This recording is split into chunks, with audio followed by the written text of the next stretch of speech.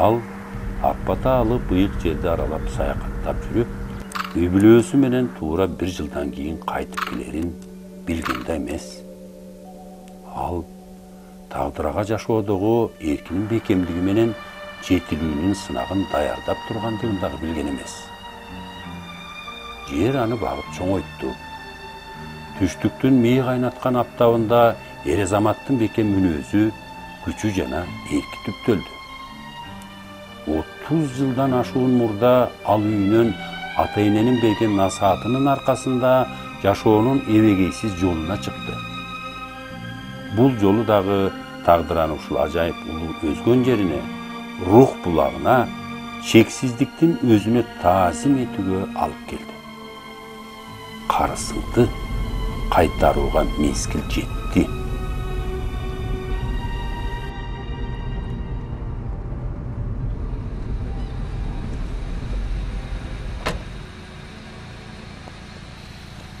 Кыргыз Республикасынын президентинин буйругу. Жуманазаров Байышбек Токтомушевич Ош областынын Өзгөн райондук мамлекеттик администрациясынын башчысы болуп дайындалсын. Кыргыз Республикасынын президенти Курманбек Бакиев.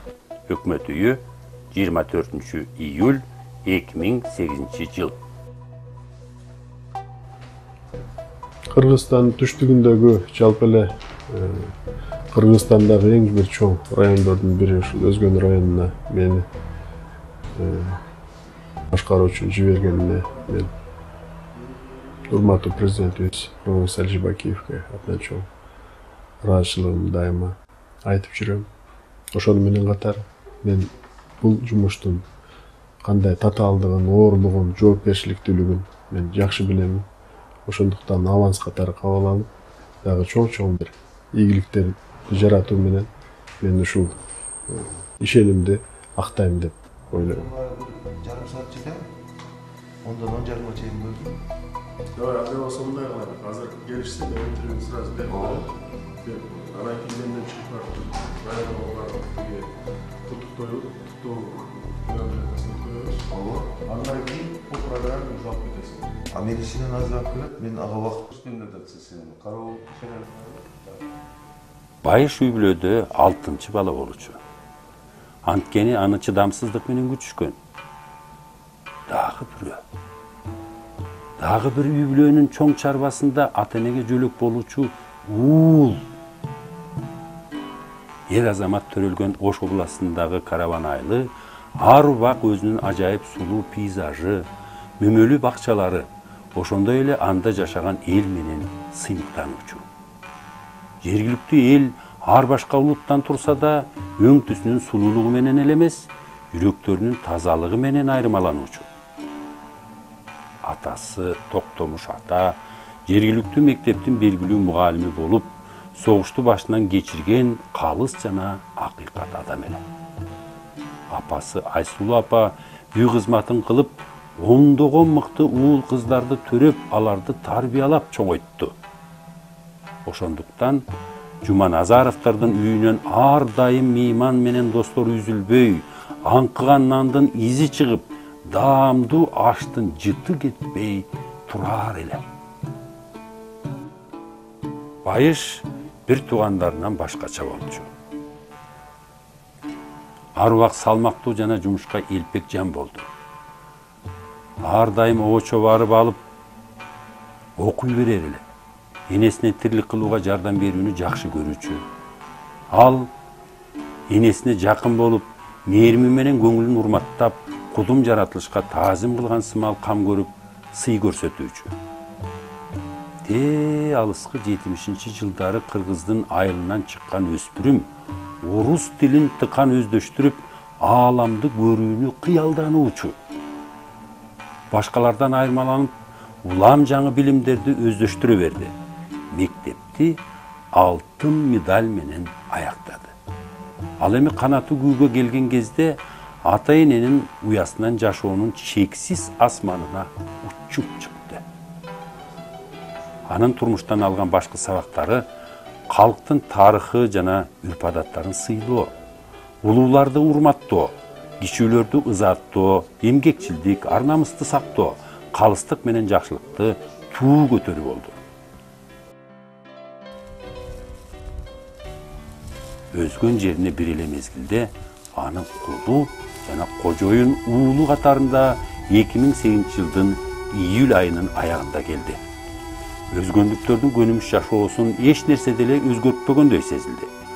Бардык mezgilde alar özlerinin bekemdigi jana emgekçildigi menen taanышкан.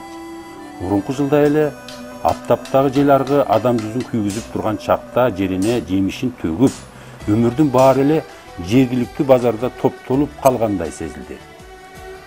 Акимдин биринчи камкордугу ошолор болуп калды.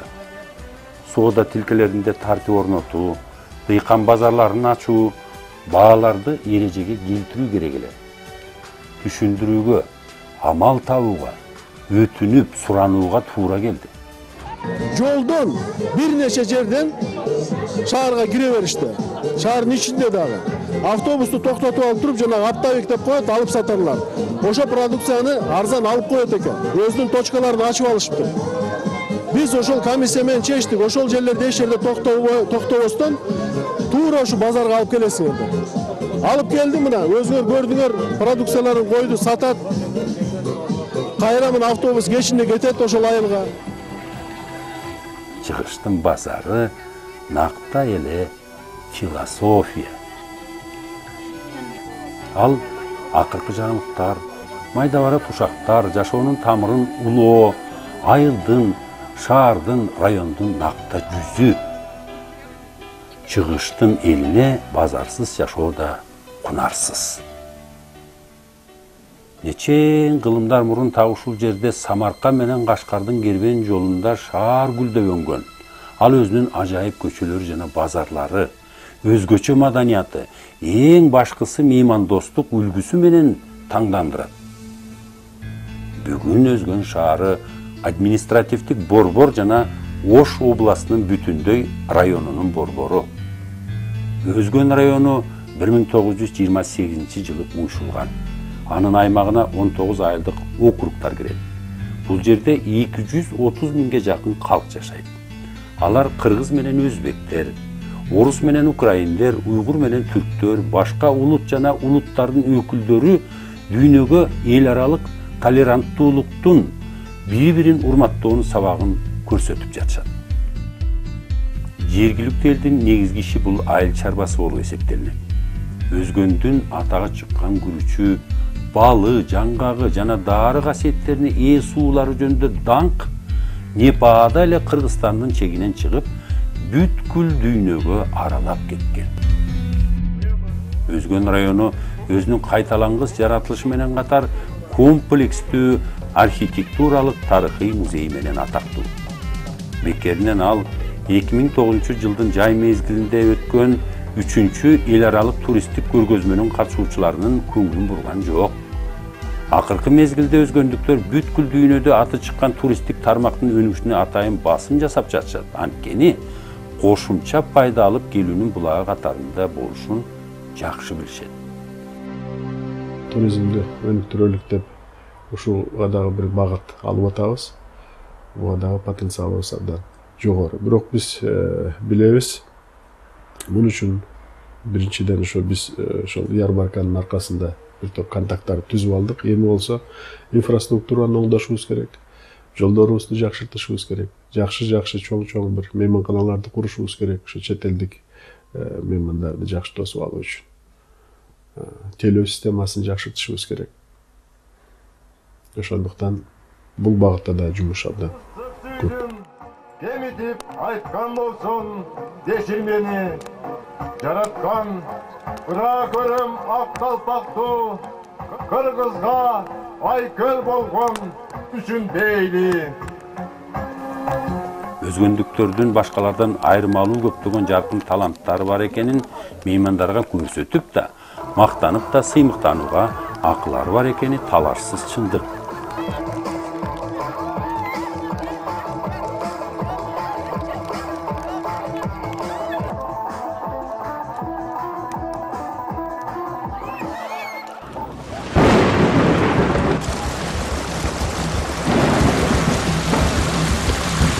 Адаттагыдай майрамдарды күндөлүк жашоо алмаштырат.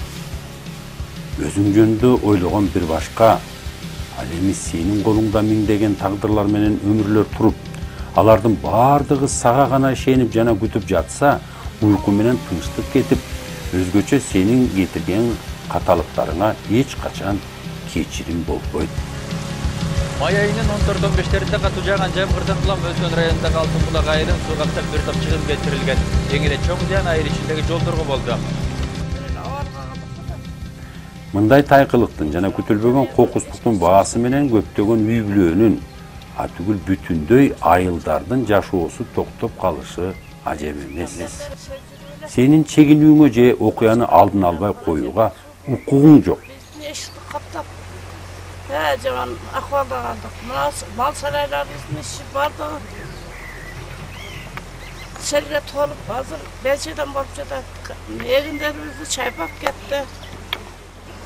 Bizde mına Altın Bulak Ayıl hökümetine yaratılışının or hırsığı tuş gelip mına kattap atkan jolubuzdu eç nerse kaltırбай jamgır juup, çoң taşlar agızıp gelip mına bögöp koydu.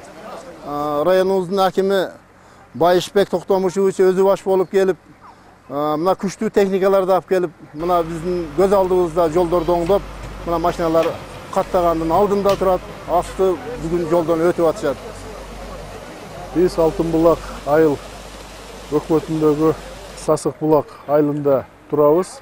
Өзүңүздөр көрүп тургандай, мына ушул айылдын жолу болчу. Жалпы бузулган жолдун узундугу 4 километрден ашуун. Ошону менен бирге ошончо эле узундуктагы ички чарбалык канал эмелер дагы, арыктар дагы бүт бардыгы бузулуп жараксыз абалга. 13 адамдын үйүн дагы суу басып, огороддорун катуу суу каптап кетти. Эми мен айтайын дегеним, өзгөчө кырдаалдар министри, Кыргыз Республикасынын өзгөчө кырдаалдар министри Камшыбек Ташиев өзү келип, эртеси күнү эле мына болгон жардамдардын бардыгын берди. Ошондуктан чоң ыраазычылык билдиребиз. Азыр сиздер көрүп тургандай мына 2 техника иштеп атат. Буюрса мына азыр иш жүрүп атат. Соляркасы, техника бүт бардыгы чечилди, күйүүчү майлары. Эми жергиликтүү калк болсо өздөрү иштеп аткан мына адамдардын өзгөчө кылдарда министрликтин адамдарына тамак ашын каралашабыз деп өзүбүздүн мына элдерибиз, аксакалдарыбыз ушундай инициатива көтөрүп бул жагын колго алышып атат. Эми эмне дейбиз? Биз ушул эл, ушу жерде 100 түнгө жакын эл жашайбыз ушул Алтын Булак айылынын Сасык Булак участкасында. Биздин ушул жолубузду түзөп, кыйын кезеңинде бизден кабар алып келип турган ушул бийликке, hakimga, meclisке rahmat baldarga mına. Uşul, ben aytarım uşul. Eптеп, şu avtobusu kaptatıp berse. Rayondun administrasiyası, emчестин немеси келип элден кабар алды. Элдин баары ыраазы азыр. Элдин баары ыраазычылык билгизип азыр ушу. Не дейбиз ушу? Жолубуз жакындап бүтөт мына. Аким өзү баш болуп келип ушул жерде жолдун үстүндө турат мына. Жол башталды, техникалар баары жетишерлик болду. Ел ыраазы азыр. Бийликке ыраазы. Эртең менен өз убагында келесиң 8-де, бирок качан кетишиңи мындай ченеми жок. Жумуш абдан көп. Чечилбей аткан проблемалар абдан көп. Анын бардыгын чечиш керек, аткарыш керек. Ошондуктан абдан көп убакытты талап кылат. Кээде пландаштырып, жумушуңду пландаштырып, естественно, план менен иштейсиң. Бирок ошого карабастан баягы пландан сырткары, андан сырткары дагы иштер өзүнөн өзү пайда болот. Район чоң, калкы көп. Жеке кабыл алууга дагы абдан көп адамдар, күнүгө абдан көп адамдар келип турушат. Жумуш мен айтат элем, мындай эми азыр аким болуп иштеп аткандан кийин мен ушул дагы бир жолу ушу жоопкерчиликтүүлүгүн белгилөө менен мен айтарым 24 саат Бирюсткада 24 саат болсо ошончо эч ойлобой кое албайсың. Дайыма оюң район жөнүндө кандай болуп атат, тынч болсо экен. Райондон ушу областтын борборуна, областтын центрине чыкканда дагы башка. Ошол районду ойлоп турасың. Бишкекке чыкканда тем более. Жамгыр жакшы жаап атса сүйүнөсүң. Көбүрөөк жаап атса кабатлана баштайсың дагы. Көп жаап кетсе кандай сел жүрүп кетпесе экен, баш болуп кетпесе экен деп. Күн чыкса сүйүнөсүң. Көбүнчө көбүрөөк көп ысык чекпесе дагы. Ошондуктан ушунчалык мындай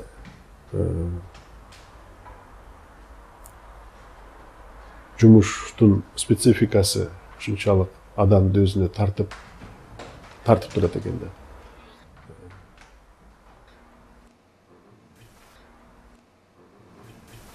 Күндөн күнгө эле кызмат кылып жатып, алар сага жардамчы жана бардык жасалып жаткан иштериңде кыймылдаткыч күч экенин билесиң. Ар күнү улам жаңы устат жана ак дилдүүлөр менен жаңы турмуштук сабактарды алып турасың.